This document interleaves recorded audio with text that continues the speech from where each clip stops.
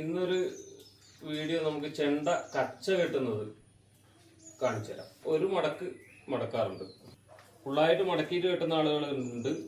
ഞാൻ ഈ ഒരു തവണയെ മടക്കാറുണ്ട്, കാരണം ചുമലത്ത് എനിക്കത് ആണ് കുറച്ചും കൂടെ സുഖം ഉപയോഗിക്കുമ്പോൾ.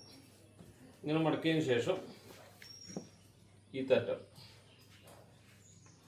പല ആളും ചെണ്ടേൻ്റെ കച്ച ഇങ്ങനെ ഇങ്ങോട്ട് ഇടുന്ന് കണ്ടിട്ടുണ്ട്. ഇവിടുന്ന് ഇങ്ങനെ കച്ചയിടുമ്പോൾ ഇത് കാതുകയറിൻ്റെ ഉള്ളിലെ കൂടി ഇങ്ങനെ കച്ചയിടുമ്പോൾ ഇത് കയറിന് തടഞ്ഞിട്ട് വലിക്കാൻ ബുദ്ധിമുട്ടായിരിക്കും.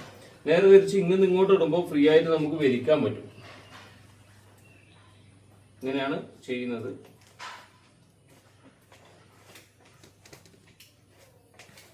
ഇങ്ങനെ ആകുമ്പോൾ ഉള്ള ഗുണം എന്ന് പറഞ്ഞു കഴിഞ്ഞാൽ നമുക്കിത് ഇതിങ്ങനെ പിടിച്ചു കഴിഞ്ഞാൽ ഫ്രീ ആയിട്ട് നമുക്ക് കച്ച വലിക്കാൻ പറ്റും.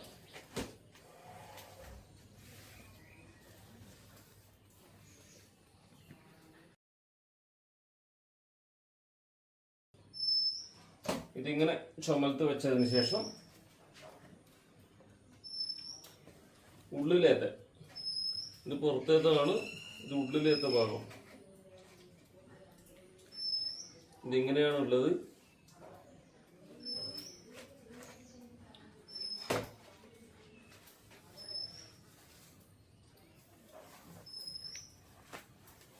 ഇങ്ങനെ എടുത്ത്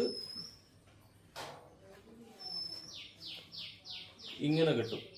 ഇങ്ങനെയാണ് ഞാൻ സാധാരണ ചെയ്യാറുള്ളത്.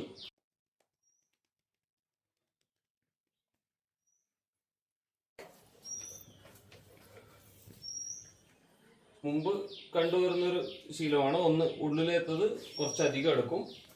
അധികം എടുത്തതിന് ശേഷം നമ്മൾ ഇവിടുന്ന് തന്നെ കെട്ടുന്നതിന് മുമ്പേ ഇത് ഞാൻ നേരത്തെ ചെയ്തതിന് നേരെ ഓപ്പോസിറ്റ് ആയിട്ട് ഇത് ഇങ്ങനെ ഒന്ന് താഴോട്ട് ഇട്ടിട്ട് എടുക്കും. ഇട്ട് വെച്ചിട്ട് നമ്മൾ ചുമലത്തിടാം.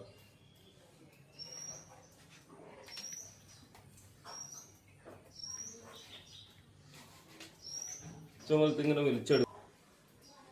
ഇങ്ങനെ എടുക്കും. എന്നിട്ട് ഇത് ഇതിൻ്റെ ഉള്ളിലേ കൂടെ രണ്ടും കൂടി ഇങ്ങനെ എടുത്തിട്ട് ഇങ്ങനെ കെട്ടുന്നതും കണ്ടിട്ടുണ്ട്. ഞാൻ സാധാരണ ചെയ്യുമ്പോൾ ഇത് രണ്ടും കൂടിയിട്ടാണ് തായുമ്പോൾ കൊട്ടുമ്പോഴൊക്കെ ഇടാറ്. അതാകുമ്പോൾ ചെണ്ട ഒരല്പം ഇങ്ങനെ ഇങ്ങോട്ട് ചെരിഞ്ഞ് നിൽക്കും. നമുക്ക് കൈ കുറച്ചും കൂടെ കൊട്ടാൻ സുഖം ഉണ്ടാവും ഇങ്ങനെ ചെണ്ട നിൽക്കുമ്പോൾ. മറ്റാകുമ്പോൾ ഇങ്ങനെയാണ് ചെണ്ട നിൽക്കുക. ഇതിപ്പോൾ ഇങ്ങനെ നിൽക്കും. കൈ കൊള്ളിക്കാൻ കുറച്ചും കൂടെ സുഖം ഉണ്ടാവും. ഇതൊക്കെയാണ് ചെണ്ട കച്ച കെട്ടുന്ന രീതി.